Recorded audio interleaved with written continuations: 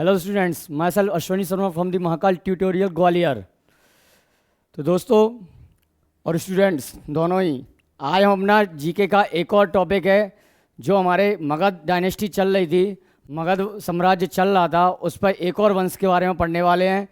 तो उस वंश पे हम चल रहे हैं, तो हमारी क्लास में भी आज चल रहा है, तो आपके लिए भी साथ ही साथ चलेगा। तो तुम लोग लिख लेना, अपने रजिस्टर वगैरह निकाल लेना, ठीक है। और हम चलते हैं अपने टॉपिक पर। टॉपिक हमारा रहा ए। लिखने के लिए कौन सा ले लें, येलो रेड? येलो ले लेते हैं, ठीक है। तो देखो, हमने पहले कौन कौन से वंश पढ़ लिए थे। एक पढ़ लिया हमने, सबसे पहली मगध का जो वंश था हर्यक, उसके बाद शिशुनाग वंश, उसके बाद नंदवंश, उसके बाद मौर्य वंश, और अब पढ़ेंगे हम कौन सा, शुंग वंश, ठीक है। तो कौन से नंबर का वंश हुआ, 4th नंबर का वंश हुआ, ठीक है। इससे पहले कितने वंश और आ गए, 4, ये 5वें नंबर का वंश हुआ, ठीक है। तो हम क्या करते हैं, चलते हैं। अब तुम देख रहे होगे कि जो लिखा है पोस्ट मौर्य एज, यानी कि उत्तर मौर्य युग, यानी जब मौर्य वंश का खत्म हुआ, मौर्य वंश का साम्राज्य खत्म हुआ, जो लास्ट राजा थे, अंतिम राजा थे बृहद्रथ मौर्य वंश के, उनके बाद शुंग, जो पुष्यमित्र शुंग थे, उनने अपने वंश की स्थापना करी। तो फिर इसको ये फिर मौर्य एज ही कहना था, मगध का वंश था, मगध पर राज किया। तो प्रॉब्लम ये है इसके साथ कि जो उत्तर मौर्य युग इसलिए कहा गया, इसको उत्तर मौर्य युग इसलिए कहा गया क्योंकि ये क्या है, जो राजा था शुंग वंश का, पुष्यमित्र शुंग, ये यहाँ का स्थायी राजा नहीं था। कहाँ का, मगध का।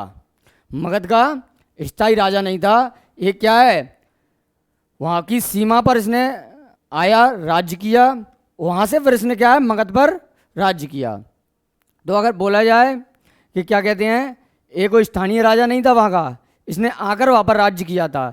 इसे और मौर्य के जो मगध था, मगध के उत्तर वाले एरिया में इसने शासन किया, वहीं से आकर ये अंदर मगध पर इसने शासन किया। तो चलते हैं, कौन से राजा थे हमारे पहले। तो राजा का नाम है शुंग डायनेस्टी। शुंग डायनेस्टी कौन सी, शुंग डायनेस्टी, शुंग नहीं, सॉरी, शुंग ही तो है भाई,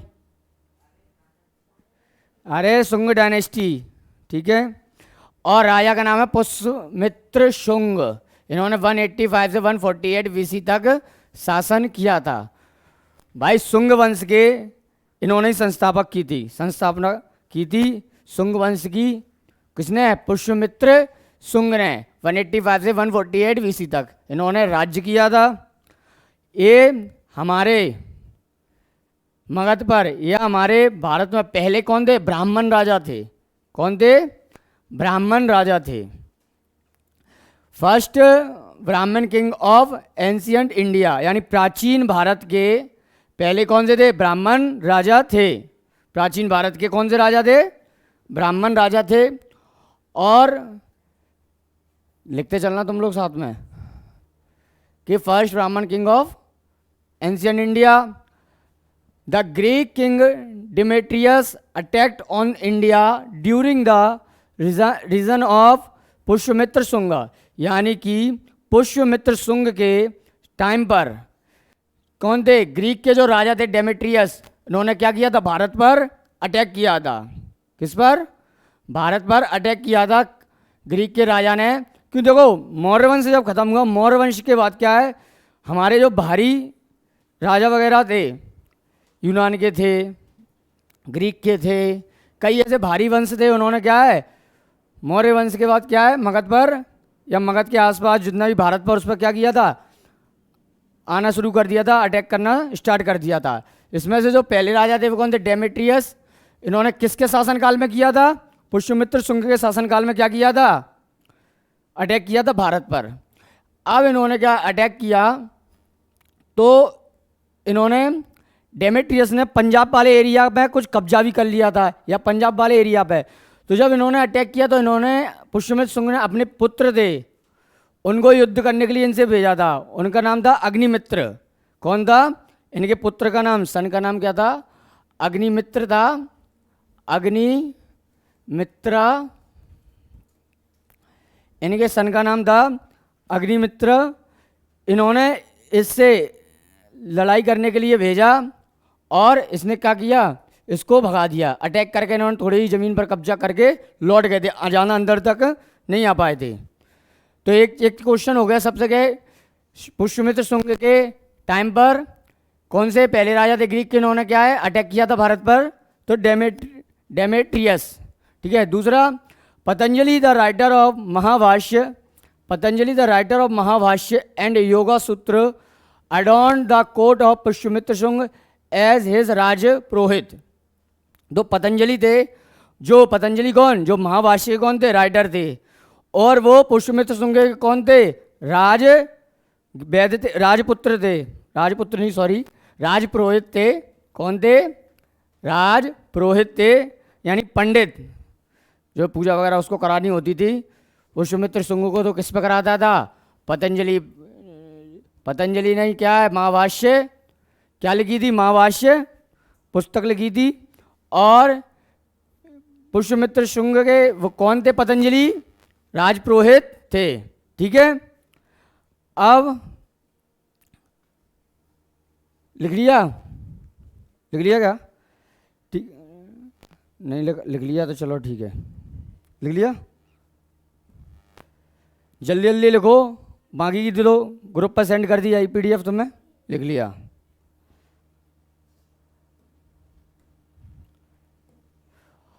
Pushyamitra Shunga, Manusmriti, Manusmriti the famous text on Hindu code was compiled during the reign of Pushyamitra Shunga. यानी कि मनुस्मृति जो फेमस टेक्स्ट थी, ठीक है, फेमस बुक थी, वो किसके वंश में, किसके शासनकाल में लिखी गई थी? पुष्यमित्र शुंग के शासनकाल में लिखी गई थी। ठीक है। और पुष्यमित्र शुंग सक्सेसर वास अग्निमित्रा। तो पुष्यमित्र शुंग के जो क्या कहते हैं सक्सेसर, इनके बाद जो आने वाले राजा थे, या राजा बोले या उनके पुत्र बोलो, एक तो थे अग्निमित्र, एक और थे जो उनके जो पुत्र थे, क्या थे? इनका नाम था देवभूति। एक तो ये अग्निमित्र थे, दूसरे थे देवभूति। देवभूति, ठीक है, देवभूति, देवभूति। ये भी कौन थे? पुष्यमित्र शुंग के क्या थे? पुष्यमित्र शुंग के ये पुत्र थे अग्निमित्रा, और देवभूति भी शायद से इनके सेनापति थे या पुत्र थे, कंफर्म नहीं है। तो ये दो लोग थे पुष्यमित्र शुंग के बाद।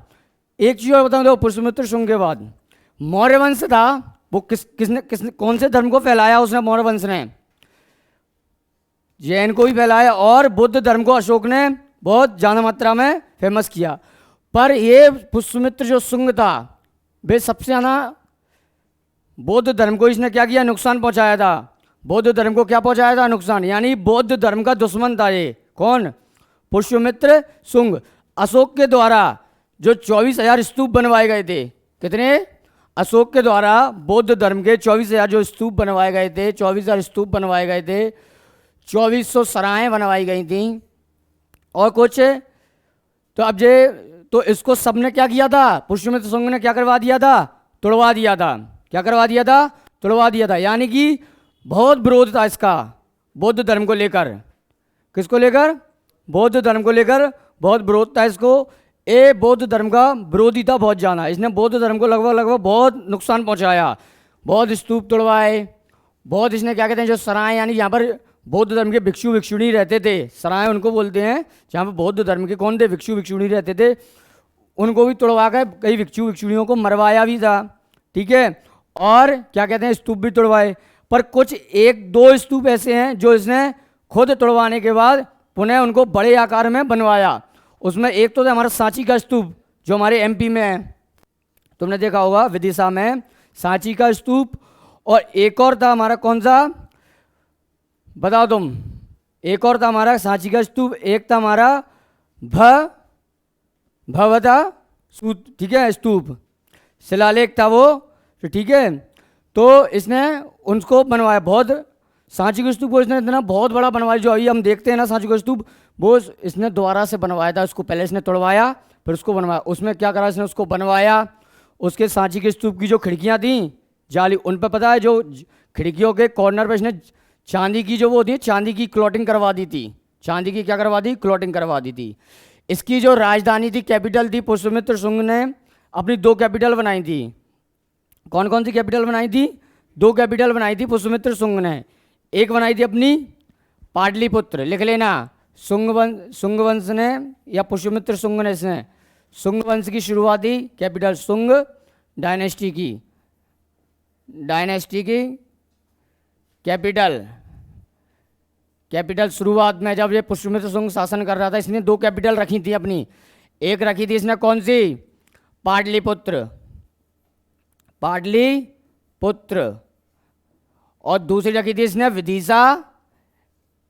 विदिशा एमपी। इसका विदिशा के साथ बहुत ज़्यादा लगाव था, ठीक है। जो एमपी की विदिशा जगह है जहाँ पर सांची के स्तूप वगैरह, वहाँ पर उसका बहुत लगाव था। और इसने 2 कैपिटल थी इसकी, शुंग डायनेस्टी, पुष्यमित्र शुंग के शासनकाल में, वो लिख लेना, ठीक है। तो सबसे पहले यहाँ पर हमें 3 बातें याद रखनी। देखो ये बहुत ज़्यादा इंपॉर्टेंट वंश है नहीं हमारे एग्जाम के हिसाब से, बस क्या आ रहा था तो हमने सोचा थोड़ा थोड़ा इसके बारे में पढ़ते चलें। इसमें बस हमें 2 ही चीज़ें याद रखनी है, 3-4 चीज़ें। जैसे एक तो हमें शुंग वंश के फाउंडर कौन थे, ठीक है। दूसरे, इनके शासनकाल में कौन कौन से, एक मनुस्मृति बुक और एक क्या कहते हैं, महाभाष्य। पतंजलि ने महाभाष्य लिखी थी, ठीक है। मनुस्मृति टेक्स्ट भी लिखी गई थी, साइड में हो जाऊँ ले भाई, इधर आ जाता हूँ, रुक जा, ठीक है, वो भी लिखी गई थी। दूसरा, इन्होंने, इनकी कैपिटल कौन सी थी हमने जान लिया, ठीक है। एक पाटलिपुत्र, एक विदिशा थी। तीसरा, इनके सन का या इनके सक्सेसर का नाम कौन था, अग्निमित्र और देवभूति, ठीक है। ड्रेमेटियस से लड़ाई करने के लिए किसको भेजा था, अग्निमित्र को भेजा था, ठीक है। अग्निमित्र के बाद जो दूसरे राजा थे एक और, वो थे मिनांडर, नाम सुना हो। इनके शासनकाल में 2 आए थे, कौन, 2 आक्रमणकारी आए थे। एक थे ड्रेमेटियस, दूसरे थे, जो दूसरे आक्रमणकारी थे वो कौन थे, मिनांडर, लिख लेना, कौन, मिनांडर भी आए थे, जिन्हें मिलिंद कहते हैं, मिलिंद भी कहते हैं कई जगह से। ग्रीक बौद्ध धर्म के अनुसार इनको क्या है, बौद्ध धर्म की जो टेक्स्ट है उसमें मिनांडर को क्या है, मिलिंद कहा गया है। क्या कहा गया है, मिलिंद कहा गया है। बौद्ध धर्म की क्या कहा गया है, मिलिंद कहा गया है, ठीक है, लिख लेना, ठीक है। और लिख लिया, ये कौन से थे, सेकंड यानी दूसरे इन्वेंटर जो आए थे, दूसरे इन्वेंटर आए थे जो, एक कौन आए थे, ड्रेमेटियस, दूसरे, सॉरी, एक कौन से आए थे पहले बताओ, पहले कौन से आए थे, एक दूसरे कौन थे, ड्रेमेटियस, दूसरे कौन थे, मिनांडर।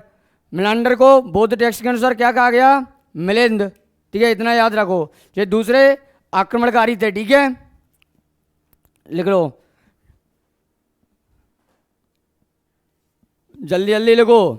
कई और भी ऐसे क्या कहते हैं पॉइंट हैं जो तुम्हारे एग्जाम के हिसाब से, इन्होंने 2 अश्वमेध युद्ध भी कराए थे, एक राजसूय यज्ञ भी कराया था, ठीक है। तो इनके बारे में कई ऐसे हैं। तुमने इतना लिख लिया क्या, चलो अब आगे चलते हैं।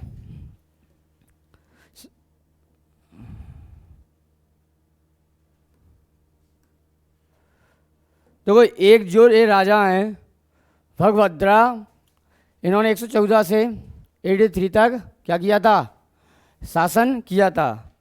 क्या किया था, शासन किया था। तो इनके बारे में कहाँ से जानकारी मिलती है, we know about the king of Bhagabhadra via Heliodorus pillar which has been found in Vidisha MP. जो हेलियोडोर्स पिलर था उसके वहाँ से क्या मिलती है, इनके बारे में जानकारी मिलती है। किसके बारे में, भगभद्रा किंग के बारे में, ठीक है।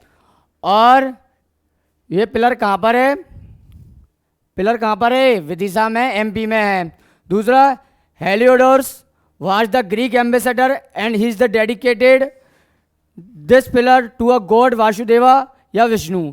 तो जो हेलियोडोर्स है वो थे कौन, एक ग्रीक एम्बेसडर थे और इन्होंने क्या किया था, क्या थे, ग्रीक एम्बेसडर थे, इन्होंने जिस पिलर से इनकी जानकारी मिलती है उस पिलर को क्या कहा गया, गॉड ऑफ वासुदेवा का पिलर कहा गया, इन्होंने ही बोला था उसको, ठीक है। या फिर विष्णु भगवान जो थे उनके बारे में उनके बारे में बोला गया। भाई एक साइड बोल लो, इधर हो जाऊँ, इधर हो, कहीं इधर आता हूँ तो इधर हो जाओ, इधर हो जाओ, इधर हो जाओ, ठीक है। लिखो जल्दी, भगवद्र, ठीक है, उसमें से लिख लेना, भेज दूंगा उस पर। अब इधर उधर होता रहूँगा तो फिर क्या।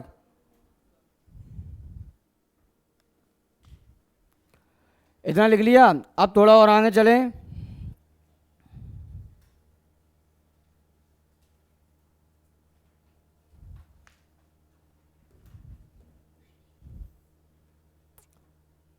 थोड़ा जानते हैं देवभूति के बारे में। किसके बारे में? देवभूति के बारे में जानते हैं। He was the last king of the सुंग डायनेस्टी। ही वॉज द, क्या था? ये अंतिम राजा था किसका? सुंग वंश का, पहली बात। दूसरी, he was murder and the overthrow by Vasudeva his, ठीक है, सेनापति, कमांडर इन चीफ। जो सुंग वंश का उस टाइम जो कमांडर इन चीफ था, सेनापति था, उसने इसको मारकर उस मगध पे से हटा दिया था। किसने? वासुदेवा ने। तो तुम्हारे एग्जाम के हिसाब से क्या है कि लास्ट किंग ऑफ किसका? सुंग डायनेस्टी कौन था? देवभूति, ठीक है। इतना लिखा, लिखो जल्दी। अब लिख लिया तो चलो भाई,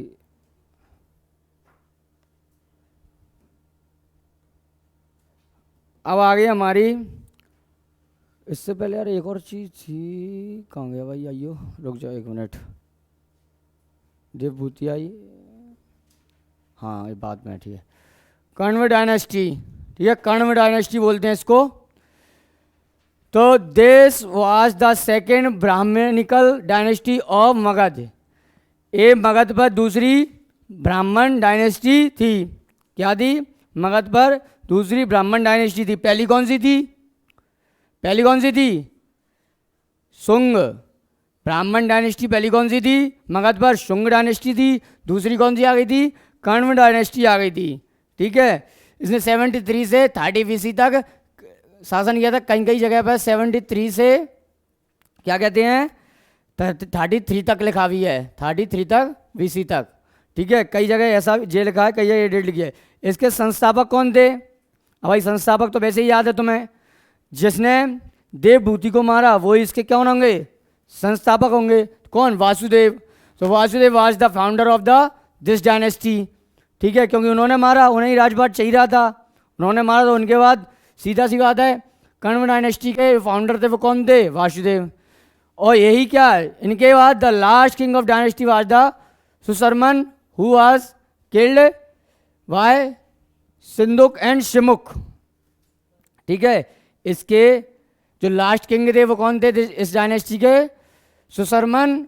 और इसको किसने मार दिया था? सिंधुक या शिमुक ने मार दिया था, उनके द्वारा मारा गया था, ठीक है। देखो ये डायनेस्टी से एक आधी क्वेश्चन बनता है और तुम्हारे एग्जाम में जाना फाउंडर पूछा जाएगा, फाउंडर पूछ लेगा, लास्ट राजा पूछ लेगा, या उसके शासनकाल में कौन से आक्रमण हुए या कौन से विदेशी आक्रमण हुए, कौन थे वो राजा, उनके बारे में पूछ लेगा, बस, ठीक है। थोड़ा फैमिली के बारे में इंट्रोडक्शन पूछ लेगा, नाम पूछेगा। तो इतना ही तुम्हारे एग्जाम के हिसाब से, RMS और सैनिक और RIMC के हिसाब से इतना ही है। बाकी की और इनके बारे में अगर तुम डिटेल में घुसोगे तो बहुत ज़्यादा डिटेल में है। ऑफलाइन में एक दिन मैंने पढ़ाया भी था, तुम्हें चक्कर आने लगे थे, तो समझ लो अभी बस तुम्हें एग्जाम के हिसाब से पढ़ाया जा रहा है। तो हमारा यहाँ से इतना 100% श्योर है, कन्फर्म है कि अगर इस वंश से कोई क्वेश्चन पछता है, आता है, तो तुम लोग क्या कर लोगे, उसको 100% सॉल्व करके आओगे, आंसर लगा के आओगे। तो उतना हम उतना ऊपर का पढ़ रहे हैं कि हमारे एग्जाम में अगर यहाँ से क्वेश्चन आता है तो हम क्या कर लेंगे, कवर कर लेंगे उसको, ठीक है।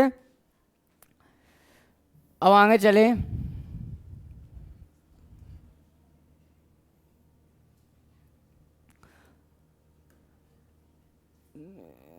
देखो अब एक चीज़ और है कि हमें पता है मौर्य वंश खत्म हुआ, मौर्य वंश खत्म होने के बाद कई विदेशी आक्रमण धीरे धीरे क्या करने लगे थे, मगध पर या भारत पर क्या है, आक्रमण करने लगे थे। ठीक है, क्योंकि मौर्य साम्राज्य का इतना कोई शक्तिशाली ये लोग थे नहीं। ठीक है, तो क्या है, उनके बीच में कई ऐसे फॉरेन इन्वेंशन थे जो inventions in the post Maurya period में कई जो भारी आए थे। तो किन किन ने पहले किया था उनके बारे में बताया जाए। आफ्टर मौर्य पीरियड के बाद देखो इंडो ग्रीक, एक तो देखो कौन सबसे पहले जो करा था वो इंडो ग्रीक, यानी ग्रीक के जो हमने पढ़ लिया था कौन, डेमेट्रियस और मिनांडर। कौन थे, डेमेट्रियस और मिनांडर। उसके बाद शक लोगों ने आक्रमण किया। उसके बाद पल्लव डायनेस्टी ने किया। उसके बाद कुषाण। ये चारों लोगों ने बारी बारी से क्या किए, आक्रमण किए। ठीक है, किए। अच्छा, एक चीज मैं तुम्हें और बताऊं जो लिख लेना इसको फैक्ट वाइज, कि जो भारत में, इसके बारे में थोड़ा आगे बताएंगे, चलो उस चीज़ को उस जगह पर ही बताएंगे। इतना लिख लिया कि जो किस किसने किया, पहले इंडो ग्रीक ने, फिर शक ने, फिर पल्लव ने और कुषाण ने। ये हुआ किसका, शुंग वंश और जो डायनेस्टी चल रही थी उन डायनेस्टी की जो लोगों ने क्या है, आक्रमण करते रहे थे।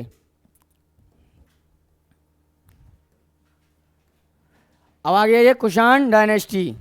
कौन सी आ गई, कुषाण डायनेस्टी। कौन सी आ गई, कुषाण डायनेस्टी। तो लिखो the Kushan belongs to the Yue Chi और टोचेरियंस ट्राइब ऑफ चाइना, यानी कि ये इस जाति या इस ट्राइब से क्या करते थे, बिलोंग करते थे कुषाण डायनेस्टी के लोग।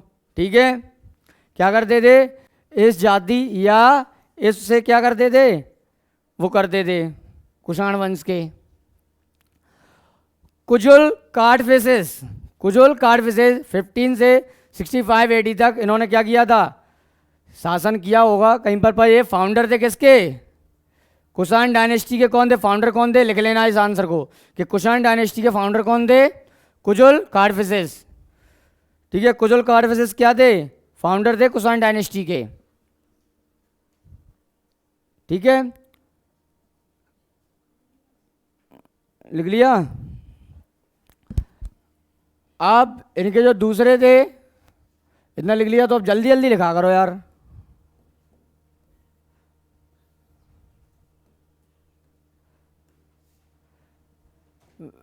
दूसरे थे विम कार्डफिसेस, इन्होंने 65 से 78 AD तक शासन किया था। तो Vima Kadphises was the Kushan emperor from approximately 1900 CE according to the Ravatak inscription. He was the son of Vima Takto and the father of Kanishk. देखो इन्होंने क्या बताया है, जो विमा कार्डफिसेस थे उन्होंने लगभग 90 से 100 CE तक क्या किया था, शासन किया था। ठीक है, और इनके बारे में अकॉर्डिंग टू रावातक इंस्क्रिप्शन, मतलब रावातक अभिलेख के अनुसार, रावातक अभिलेख के अनुसार ये जानकारी मिलती है किसके पुत्र थे, बिमा टाक्टो के। एंड इनके पुत्र कौन थे, किसके फादर थे, कनिष्क के। किसके थे, कनिष्क के। कनिष्क हर कोई जानता है, शक संबंध यानी जो कैलेंडर हमारा उन्होंने स्थापना की थी उसकी। ठीक है, तो उसके बारे में, कनिष्क के बारे में आगे पढ़ेंगे। और एक बात और, the first king of India who issuing a large number of pure gold coins, यानी कि सोने की मुद्रा की जिन्होंने चलाई थी पहले इंडिया में, वो किसने चलाई थी, ज़्यादा मात्रा में। कौन, किसने, विम कार्डफिसेस ने। पर इन्होंने पता है एक चीज़ और है, इन्होंने ग्रीक या जिस झांके थे उसकी हिसाब से चलाई थी हमारे भारत में। हमारी इंडियन शैली को देखकर किसने चलाई थी, वो इसमें आगे थोड़ा पता चलेगा। ठीक है, इंडियन शैली को देखकर इन्होंने अपनी शैली के हिसाब से, इतना हम बता सकते हैं फर्स्ट किंग कौन से, इन्होंने large number of pure gold coins का किया था। तो अब तुम्हें पता चले कौन, विम कार्डफिसेस। ठीक है, लिख लिया, विम कार्डफिसेस। ये दूसरे थे, किसके थे, दूसरे थे कौन सी डायनेस्टी के, कुषाण वंश के। कुषाण डायनेस्टी के कौन से थे वे, बताओ।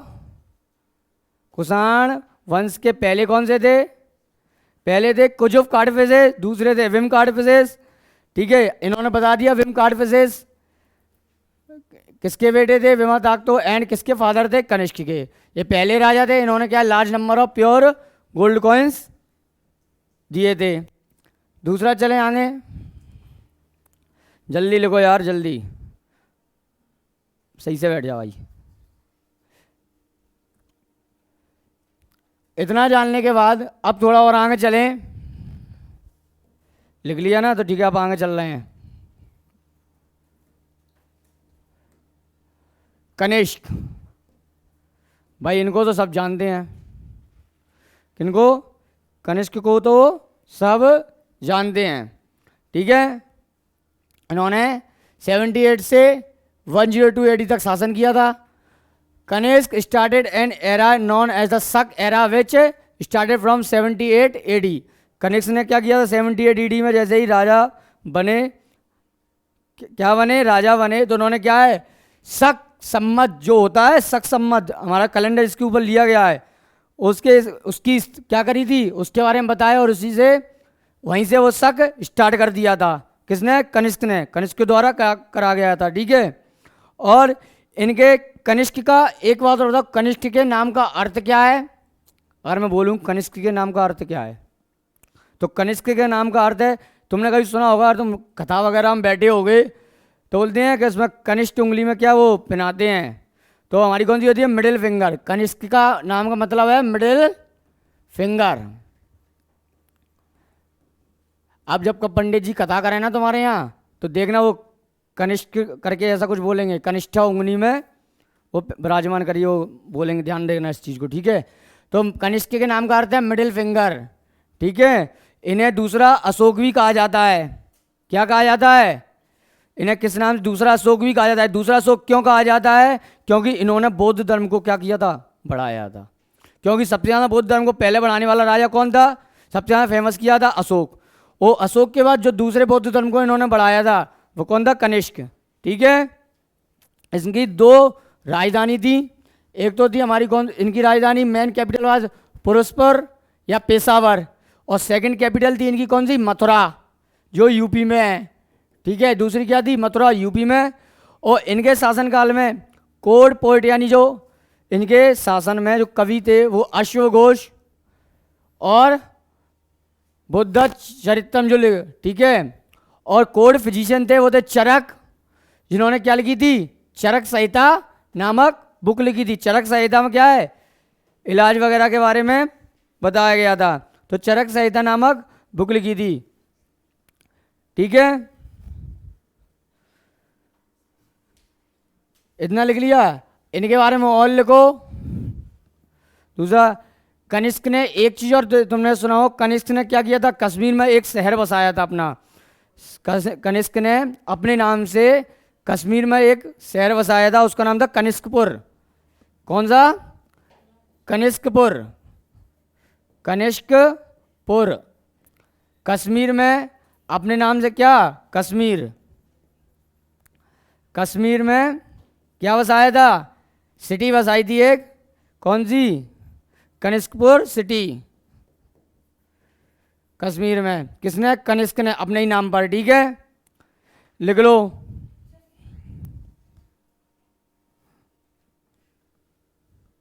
ठीक है। इन्हें क्या कहते हैं? लिख लिया क्या? जल्दी जल्दी लिखो।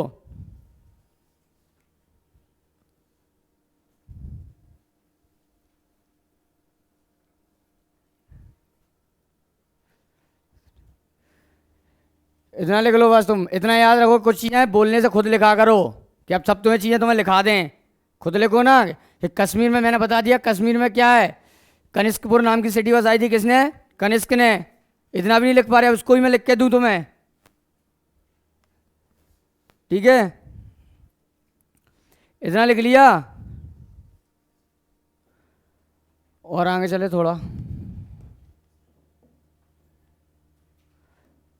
ये तो मैंने एक्स्ट्रा में बता दिया, वैसे ही तुम्हें पूछा तो जाएगा ये तुमसे एग्जाम में। Another scholar Nagarjuna was in Kanishka court. जो एक और स्कॉलर थे, कौन थे? नागार्जुन, कनिष्क के दरबार में। ये लिखो, ये पॉइंट पूछा जा सकता है कि नागार्जुन किसके दरबार में थे या किसके उसमें थे, तो कनिष्क के कोर्ट में थे, ठीक है। दूसरा लिखो, जल्दी लिखो कि नागार्जुन किसके में थे? कनिष्क कोर्ट में। Nagarjuna introduce the Shunyavada, Nagarjuna introduce by the Shunyavada nihilism philosophy and he was the famous of Indian Einstein. इन्हें इंडियन आइंस्टीन के नाम से भी जाना जाता है। किसको? नागार्जुन को। ठीक है, इन्होंने किसको इंट्रोड्यूस किया था? शून्यवादा फिलोसफी को इंट्रोड्यूस किया था, और इसके कारण है क्या है? Famous of Indian Einstein. ठीक है, ये पॉइंट इंपॉर्टेंट है कि इंडियन आइंस्टीन के नाम से किसको जाना जाता है? तो नागार्जुन को। ठीक है, Kanishka control the famous silk route. Kanishka ने क्या किया था? कंट्रोल द सिल्क रूट, यानी कि जो सिल्क यानी क्या होता है बताओ? सिल्क का मतलब क्या होता है? हैं? नहीं पता? सूती, सूती का कपड़ा। इन्होंने क्या किया था? सिल्क होता है कैसा, तुमने देखा होगा पकड़ा के कभी कभी कपड़ा जो बिल्कुल बहुत चिकने टाइप का, पतला, बहुत कोमल टाइप का, एक तरह से बोला हमारी स्किन जैसा, वैसा उसको बोलते हैं। तो उस पर क्या कंट्रोल कर लिया था? सिल्क रूट पे। ठीक है, he was the patron of Buddhism and convert the fourth Buddhist council in the Kundalvana of Kashmir in first century AD. देखो ये हमने बुद्ध धर्म में पढ़ा था ना, तो वो आ गया कि कश्मीर में कुंडलवन में क्या किया था? फर्स्ट बुद्धिस्ट काउंसिल इसको क्या किया था? बना करी थी। ठीक है, दूसरा the council was headed by Vasumitra, और इस काउंसिल को वासुमित्र के द्वारा हेड किया गया था। ठीक है, और कनिष्क के ही शासनकाल में क्या हुआ था? देखो दिख नहीं रहा होगा, यहाँ पर दिख रहा है क्या? यहाँ पर दो, उसमें देख रहा भाई, दो तुम्हें बता दूं, इसमें यहाँ पर ये लिखा है सिर्फ कि कनिष्क के ही शासनकाल में क्या हुआ था? जो हमारा बौद्ध धर्म था वो हीनयान और महायान में क्या हो गया था? कन्वर्ट हो गया था। इतना लिखा था। ये हमारी कौन सा फर्स्ट एडी में क्या था? जो कनिष्क के ही शासनकाल में बुद्धिज्म दो भागों में बट गया था, हीनयान और महायान।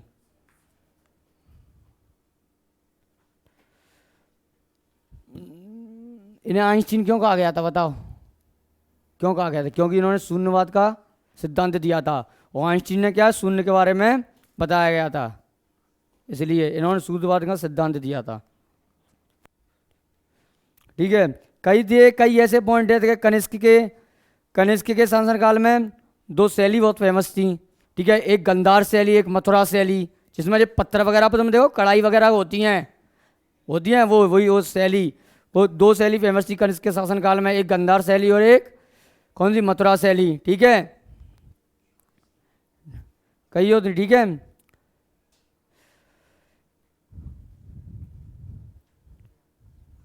और लिखो भाई, जल्दी जल्दी लिख लिया क्या? ठीक है, किसी को सिल्क का मतलब नहीं बताओ? पकड़ के आप देखोगे तुम, सूती नहीं होता वे, रेशम होता। रेशम जानते हो? हाँ, जो चीन से व्यापार करता था उस टाइम, तो उस पर सबसे ज़्यादा अच्छा व्यापार उस पर कंट्रोल करा था इसने, कनिष्क ने। ठीक है, तुम पढ़ रहे हो जीके। ठीक है, ये है कनिष्क, जो मैंने बताया था कि इधर देख भाई, इधर देख, बातें मत कर। Kanishka there was the two sculpture art developed in Kanishka reign. कौन था? एक गांधार स्कूल ऑफ आर्ट और एक मथुरा स्कूल ऑफ आर्ट, यानी दो शैलियाँ क्या थी? बहुत फेमस थी। कौन कौन सी? कनिष्क के शासनकाल में गांधार की शैली और मथुरा शैली। ठीक है, गांधार शैली कहाँ पर? तक्षशिला में बनती थी। गांधार शैली कहाँ पर बनती थी? तक्षशिला में। और मथुरा शैली मथुरा में ही बनती होगी। ठीक है, ठीक है, मथुरा में। ठीक है, अब सर बोलो गांधार शैली और मथुरा शैली, तो बता दिया आपने। यहाँ पर गांधार शैली पर काम होता था तक्षशिला, मथुरा में होता था। तो जो काला पत्थर होता था, ब्लैक पत्थर, उस पर होती थी तक्षशिला में गांधार शैली। काले पत्थर पे क्या किया जाता था? बनाते थे। जो काला पत्थर होते हैं पहाड़ वगैरह में निकलते हैं, उन पर क्या है? उनको कराता था काले पत्थर पर। और इनको क्या कहा जाता था? लाल पत्थर होता है, लाल पत्थर देखा होगा तुमने, उसको लाल बलुआ पत्थर बोलते हैं। उस पर रेड पत्थर को क्या बोलते हैं बताओ? स्टोन। मैंने पूछ लूँ, मैंने क्यों, मेरे को तो आता नहीं है। ब्लैक स्टोन, रेड स्टोन, ठीक है, क्योंकि अंग्रेजी तुम्हें सबसे अच्छे से आती है ना। ब्लैक स्टोन और रेड स्टोन, यानी रेड स्टोन पर जो कढ़ाई होती थी वो मथुरा में होती थी, और क्या कहते हैं ब्लैक स्टोन पर जो कढ़ाई होती थी वो तक्षशिला में होती थी, ठीक है। क्या? हाँ, सुदर्शन उस टाइम राजा होंगे भाई, वो महाजनपद की बात चली, अब कहाँ बचे यहाँ पर सुदर्शन, वो महाजनपद में थे, यहाँ तक जिंदा रहे होंगे वो, कितने साल बीत गए, ठीक है। लिखो लिखो, अब अच्छा कुछ चीज़ें लिखो कि कनिष्क ने कहा, एक और पॉइंट लिखना, शुद्ध सोने के सिक्के चलाए थे, प्योर गोल्ड के, कनिष्क ने शुद्ध सोने के सिक्के चलाए थे, और वो भी किस में, इंडियन शैली में। मैं इसको यहीं पर बताने वाला था इसलिए वहाँ पर नहीं बताया। इंडिया में इंडियन शैली में किसने शुद्ध सोने के सिक्के चलाए थे, कनिष्क ने। लिख लेना, लिख लेना, ठीक है, कि प्योर गोल्ड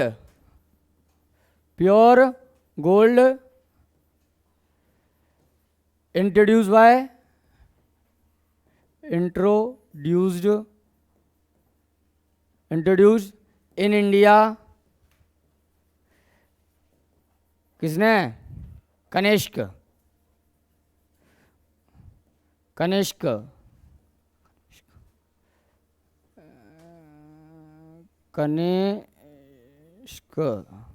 ठीक है, ठीक है। Kanishka started the pure gold coins in India, ठीक है, Kanishka started the pure gold in India. पहले किसने बनाए थे, इंडो ग्रीक में बने थे सबसे पहले, ठीक है, उसके बाद विना कार्डफिसेस ने, ठीक है, पर ये उनकी शैली में थे। दूसरे जो थे थर्ड शैली में, वो किसने बनाए थे, हमारे कनिष्क ने, ठीक है। तो यही मैंने बता दिया, गांधार शैली तक्षशिला में बनती थी ब्लैक स्टोन पर, और रेड स्टोन पर, रेड बलुआ पत्थर होता है उस पर मथुरा में बनती थी, कढ़ाई होती थी इन पर पत्थरों पर, ठीक है। कनिष्क ने क्या है, प्योर गोल्ड के क्या है, सिक्के चलाए थे, शुद्ध सोने के सिक्के भारतीय शैली में किसने चलाए थे, कनिष्क ने। कनिष्क ने क्या किया था, कनिष्क ने क्या किया था, शक सम्मत चलाया था, ठीक है, क्या चलाया था, शक सम्मत कैलेंडर चलाया, जो हमारे बाबा दादी वगैरह जानते हैं, मांस फूस आगन, जो मैं उस टाइम बताया था, कैलेंडर पढ़ाया था तब, तो वो इसी उसकी स्थापना इसने ही करी थी, इसने ही चलाया था, उसी के आधार पर क्या है हमारा कैलेंडर लिया गया है, ठीक है, इतना ठीक है।